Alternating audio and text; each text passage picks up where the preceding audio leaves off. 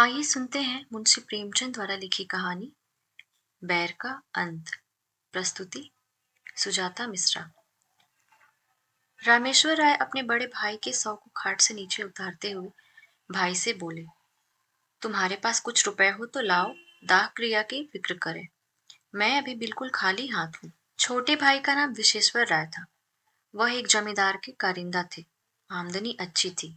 बोले, आधे रुपए मुझसे ले लो, आधे तुम निकालो। रामेश्वर, मेरे पास अभी रुपए नहीं है। विशेश्वर, तो फिर इनके हिस्से का खेत रेहन रख दो। रामेश्वर राय बोले, तो जाओ, कोई महाजन ठीक करो, देर न लगाओ। विशेश्वर राय ने अपने एक मित्र से कुछ रुपए उधार लिए। उस वक्त का काम चला। पीछे फिर कुछ रुपए लिए, खेत की लिखा पढ़ी कर दी। कुल 5 बीघे जमीन थी। 300 रुपए मिले। गांव के लोगों का अनुमान था कि क्रियाकर्म में मुश्किल से 100 रुपए उठे होंगे। पर विशेश्वर राय ने 16वीं के दिन 301 रुपए का लेखा भाई के सामने रख दिया। रामेश्वर राय ने चकित होकर पूछा, सारे रुपए उठ गए? विशेश्वर राय, क्या मैं इतना नीच हूं कि करनी के रुपए भी कुछ उठा रखूंगा? किसको यह धन पचेगा? रामेश्वर राय, नहीं नहीं, मैं तुम्हें बेईमान नहीं बताता, खाली पूछता था। विशेश्वर राय, कुछ शक हो तो जिस पनिये से चीजें ली गई हैं उससे पूछ लो। साल भर के बाद एक दिन विशेश्वर राय ने भाई से कहा, रुपए हो तो लाओ, खेत छुड़ा ले। रामेश्वर राय, मेरे पास रुपए कहाँ से आवे? घर का हाल तुमसे छिपा थोड़ी ही है। विशेश्वर, तो मैं सब रुपए देकर जमीन छुड़ाए देता हूँ। जब तुम्हारे पास रुपए हो तो आधा देकर आधी जमीन मुझसे ले लेना। रामेश्वर राय, अच्छी बात है, छुड़ा लो। 30 साल गुजर गए। विशेश्वर राय जमीन को भोगते रहे। उसे खाद गोबर से खूब सजाया। उन्होंने निश्चय कर लिया था कि यह जमीन न छोड़ूंगा। मेरा तो इस पर मौरूसी हक हो गया। अदालत से भी कोई नहीं ले सकता। रामेश्वर ने कई बार यत्न किए कि रुपए देकर अपना हिस्सा ले ले, पर 30 साल में वे कभी 150 रुपए जमा न कर सके। मगर रामेश्वर राय का लड़का जागेश्वर कुछ संभल गया। वह गाड़ी लादने का काम करने लगा था और इस काम में उसे अच्छा नफा भी होता था। उसे अपने हिस्से की दिन रात चिंता रहती थी। अंत में उसने रात दिन श्रम करके यथेष्ट धन बटोर लिया और एक दिन चाचा से बोला, काका, अपने रुपए ले लीजिए, मैं अपना नाम चढ़वा लूं। विशेश्वर राय, अपने बाप के तुम ही चतुर बेटे नहीं हो? इतने दिनों तक कान न हिलाए, जब मैंने जमीन सोना बना लिया तब हिस्सा बांटने चले हो। तुमसे मांगने तो नहीं गया था। जागेश्वर, तो अब जमीन न मिलेगी। रामेश्वर, भाई का हक मारकर कोई सुखी नहीं रहता।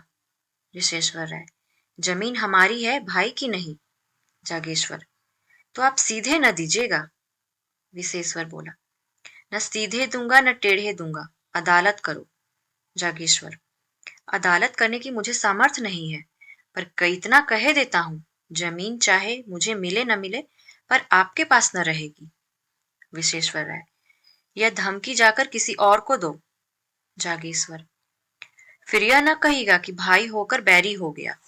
विशेश्वर, 1000 रुपए गांठ में रख, तब जो कुछ जी में आए करना। जागेश्वर, मैं गरीब आदमी 1000 रुपए कहाँ से लाऊंगा? पर कभी कभी भगवान दीनों पर दयालु हो जाते हैं। विशेश्वर, मैं इस डर से बिल नहीं खोद रहा हूं। रामेश्वर राय तो चुप ही रहा, पर जागेश्वर इतना क्षमाशील न था। वकील से बातचीत की। अब वह आधी नहीं, पूरी जमीन पर दांत लगाए हुए था। मृत सिद्धेश्वर राय की एक लड़की थी, तपेश्वरी। अपने जीवन काल में वे उसका विवाह कर चुके थे। उसे कुछ मालूम ही न था कि बाप ने क्या छोड़ा और किसने लिया। क्रियाकर्म अच्छी तरह से हो गया। वह इसी में खुश थी। अपने बाप की 16वीं में आई थी, फिर ससुराल चली गई थी। 30 वर्ष हो गए, न किसी ने बुलाया न वह मैके आई। ससुराल की भी दशा अच्छी न थी। पति का देहांत हो चुका था। लड़के भी अल्प वेतन पर नौकर थे।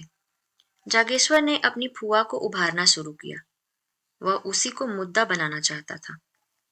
तपेश्वरी ने कहा, बेटा, मुझे भगवान ने जो दिया है मैं उसी में मगन हूँ। मुझे जगह जमीन नहीं चाहिए। मेरे पास अदालत करने को भी धन नहीं है। जागेश्वर बोला, रुपए मैं लगाऊंगा, तुम खाली दावा कर दो। तपेश्वरी, भैया तुम्हें खड़ा कर किसी काम का न रहने देंगे। जागेश्वर ने कहा, यह नहीं देखा जाता कि वे जायदाद लेकर मजे उड़ावे और हम मुंह ताके। मैं अदालत का खर्च दे दूंगा, इस जमीन के पीछे बिक जाऊंगा पर उनका गला न छोड़ूंगा। तपेश्वरी बोली, अगर जमीन मिल भी गई तो तुम अपने रुपए के एवज में ले लोगे, मेरे हाथ क्या लगेगा? मैं भाई से क्यों बुरी बनूं? जागेश्वर, जमीन आप ले लीजिएगा, मैं केवल चाचा साहब का घमंड तोड़ना चाहता हूँ। तपेश्वरी, अच्छा जाओ, मेरी तरफ से भी दावा कर दो। जागेश्वर ने सोचा, जब चाचा साहब की मुट्ठी से जमीन निकल आएगी तब मैं 10-5 रुपए साल पर इनसे ले लूंगा। इन्हें अभी एक कौड़ी भी नहीं मिलती, जो कुछ मिलेगा उसी को बहुत समझेंगे। दूसरे दिन दावा कर दिया। मुंसिफ के इजलास में मुकदमा पेश हुआ। विश्वेश्वर राय ने सिद्ध किया कि तपेश्वरी सिद्धेश्वर की कन्या ही नहीं है। गांव के आदमियों पर विश्वेश्वर राय का दबाव था। सब लोग उससे रुपए पैसे उधार ले जाते थे, मामले मुकदमे में उनसे सलाह लेते थे। सबने अदालत में बयान किया कि हम लोगों ने कभी तपेश्वरी को नहीं देखा। सिद्धेश्वर की कोई लड़की ही न थी। जागेश्वर ने बड़े बड़े वकीलों से पैरवी कराई, बहुत धन खर्च किया, लेकिन मुंसिफ ने उसके विरुद्ध फैसला सुनाया। बेचारा हताश हो गया। विश्वेश्वर की अदालत में सबसे जान पहचान थी।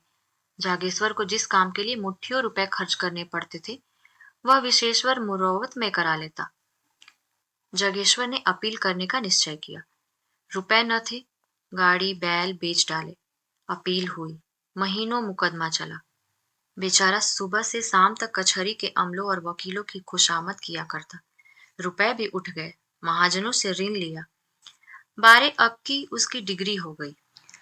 500 रुपए का बोझ सिर पर हो गया था, पर अब जीत ने आंसू पोंछ दिए। विश्वेश्वर ने हाई कोर्ट में अपील की।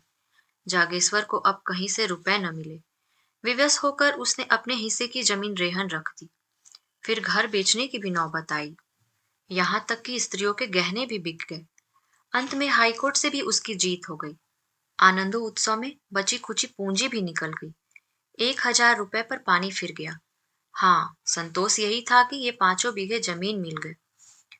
तपेश्वरी क्या इतनी निर्दयी हो जाएगी कि थाली मेरे सामने से खींच लगी? जागेश्वर राय ने मन ही मन में सोचा। लेकिन खेत पर अपना नाम चढ़ते ही तपेश्वरी की नीयत बदली। उसने एक दिन गांव में आकर पूछताछ की तो मालूम हुआ कि 5 बीघे 100 रुपए में उठ सकते हैं। लगान केवल 25 रुपए का था, 75 रुपए साल का नफा था। इस रकम ने उसे विचलित कर दिया। उसने आसामियों को बुलाकर उनके साथ बंदोबस्त कर दिया। जागेश्वर राय हाथ मिलता रह गया। आखिर उससे न रहा गया। बोला, फूफी जी, आपने जमीन तो दूसरों को दे दी, अब मैं कहाँ जाऊं? तपेश्वरी ने कहा, बेटा, पहले अपने घर में दिया जलाकर तब मंदिर में जलाते हैं। इतनी जगह मिल गई तो मैके से नाता हो गया, नहीं तो कौन पूछता मुझे? जागेश्वर बोला, मैं तो उजड़ गया ना। तपेश्वरी बोली, जिस लगान पर और लोग ले रहे हैं उसमें 2-4 रुपए कम करके तुम ही क्यों नहीं ले लेते? तपेश्वरी तो 2-4 दिन में विदा हो गई, पर रामेश्वर राय पर वज्रपात सा हो गया। बुढ़ापे में मजदूरी करनी पड़ी। मान मर्यादा से भी हाथ धोया। रोटियों के लाले पड़े। बाप बेटे दोनों प्रातः काल से संध्या तक मजदूरी करते, तब कहीं आग जलती। दोनों में अक्सर तकरार हो जाती। रामेश्वर राय सारा अपराध बेटे के सिर रखता। जागेश्वर कहता, आपने मुझे रोका होता तो मैं क्यों इस विपत्ति में फंसता? उधर विश्वेश्वर राय ने महाजनों को उकसा दिया। साल भर भी न गुजरने पाया था कि बेचारे निराधार हो गए। जमीन निकल गई, घर भी नीलाम हो गया। 10-20 पेड़ थे, वे भी नीलाम हो गए। चौबे जी दुबे न बने, दरिद्र हो गए। इस पर विश्वेश्वर राय के ताने और भी गजब ढाते। यह विपत्ति का सबसे नोकदार कांटा था, आतंक का सबसे निर्दयी आघात।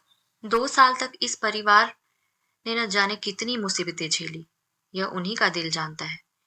कभी पेट भर भोजन न मिला, पर हाँ, इतनी आन थी कि नीयत नहीं बदली। दरिद्रता ने सब कुछ किया, पर आत्मा का पतन न कर सकी। कुल मर्यादा में आत्मरक्षा की बड़ी शक्ति होती है। एक दिन संध्या समय दोनों आदमी बैठे आग ताप रहे थे कि सहसा एक आदमी ने आकर कहा, ठाकुर चलो, विश्वेश्वर राय तुम्हें बुलाते हैं। रामेश्वर ने उदासीन भाव से कहा, मुझे क्यों बुलाएंगे? मैं उनका कौन होता हूँ? क्या कोई और ऊपर दौड़ खड़ा करना चाहते हैं? इतने में दूसरा आदमी भी दौड़ा हुआ आया और बोला, ठाकुर जल्दी चलो, विश्वेश्वर राय की दशा अच्छी नहीं है। विश्वेश्वर राय को इधर कई दिनों से खांसी बुखार की शिकायत थी, लेकिन शत्रुओं के विषय में हमें किसी अनिष्ट की शंका नहीं होती। रामेश्वर और जागेश्वर कभी कुशल समाचार पूछने भी न गए। कहते, उन्हें क्या हुआ है? अमीरों को धन का रोग होता है। जब आराम करने का जी चाहा, पलंग पर लेट रहे, दूध में साबूदाना उबालकर मिश्री मिलाकर खाया और फिर उठ बैठे। विश्वेश्वर राय की दशा अच्छी नहीं है, यह सुनकर भी दोनों जगह से न हिले। रामेश्वर ने कहा, दशा को क्या हुआ है? आराम से पड़े बातें तो कर रहे हैं। जागेश्वर बोला, किसी वैद्य हकीम को बुलाने भेजना चाहते होंगे, शायद बुखार तेज हो गया है। रामेश्वरम, यहाँ किसे इतनी फुर्सत है? सारा गांव तो उनका हितैषी है, जिसे चाहे भेज दें। जागेश्वर, हर्ज ही क्या है, जरा जाकर सुन आऊं। रामेश्वर, जाकर थोड़े उबले बटोर लाओ, चूल्हा जले फिर जाना। ठकुर सुहाती करनी आती तो आज यह दशा न होती। जागेश्वर ने टोकरी उठाई और हार की तरफ चला कि इतने में विश्वेश्वर राय के घर से रोने की आवाजें आने लगी। उसने टोकरी फेंक दी और दौड़ा हुआ चाचा के घर में जा पहुंचा। देखा तो उन्हें लोग चारपाई से नीचे उतार रहे थे। जागेश्वर को ऐसा जान पड़ा मानो मुंह में कालिख लगी हुई है। वह आंगन से दलान में चला आया और दीवार में मुंह छिपाकर रोने लगा। युवा अवस्था आवेशमय होती है, क्रोध से आग हो जाती है तो करुणा से पानी भी हो जाती है। विश्वेश्वर राय की 3 बेटियां थीं। उनके विवाह हो चुके थे। 3 पुत्र थे, वे अभी छोटे थे। सबसे बड़े की उम्र 10 वर्ष से अधिक न थी। माताजी जीवित थीं। खाने वाले तो 4 थे, कमाने वाला कोई न था। देहात में जिसके घर में दोनों जून चूल्हा जले, वह धनी समझा जाता है। उसके धन के अनुमान में भी अति युक्ति से काम लिया जाता है। लोगों का विचार था कि विश्वेश्वर राय ने हजारों रुपए जमा कर लिए हैं, पर वहां वास्तव में कुछ न था। आमदनी पर सबकी निगाह रहती है, खर्च को कोई नहीं देखता। उन्होंने लड़कियों के विवाह में खूब दिल खोल कर खर्च किए थे। भोजन, वस्त्र में, मेहमानों और नातेदारों के आदर सत्कार में उनकी सारी आमदनी गायब हो जाती थी। अगर गांव में अपना रोप जमाने के लिए 200-400 रुपए का लेन देन कर लिया था, तो कई महाजनों का कर्ज भी था। यहाँ तक कि छोटी लड़की के विवाह में अपनी जमीन भी गिरवी रखती थी। साल भर तक तो विधवा ने ज्यों त्यों करके बच्चों का भरण पोषण किया, गहने बेचकर काम चलाती रही। पर जब यह आधार भी न रहा, तब कष्ट होने लगा। निश्चय किया कि तीनों लड़कों को तीनों कन्याओं के पास भेज दूं। रही अपनी जान, उसकी क्या चिंता। तीसरे दिन भी पाव भर आटा मिल जाएगा तो दिन कट जाएगा। लड़कियों ने पहले तो भाइयों को प्रेम से रखा, किंतु 3 महीने से ज्यादा कोई न रख सकी। उनके घर वाले चिढ़ते थे और अनाथों को मारते भी थे। लाचार हो माता ने लड़कों को अपने पास बुला लिया। छोटे छोटे लड़के दिन भर भूखे रह जाते। किसी को कुछ खाते देखते तो घर में जाकर माँ से मांगते। फिर माँ से मांगना छोड़ दिया, खाने वालों के ही सामने जाकर खड़े हो जाते और ललचाई हुई नेत्रों से उन्हें देखते।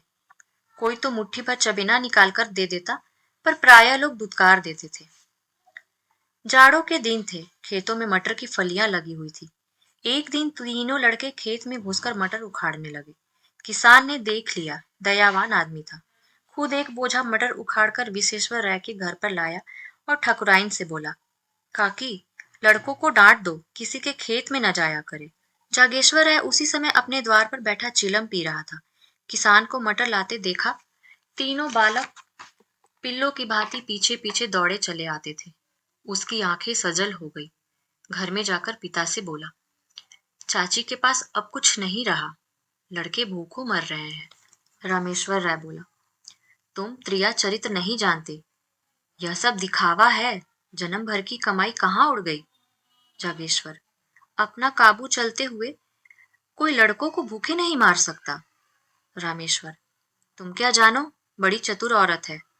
जागेश्वर, लोग हम ही लोगों को हंसते होंगे।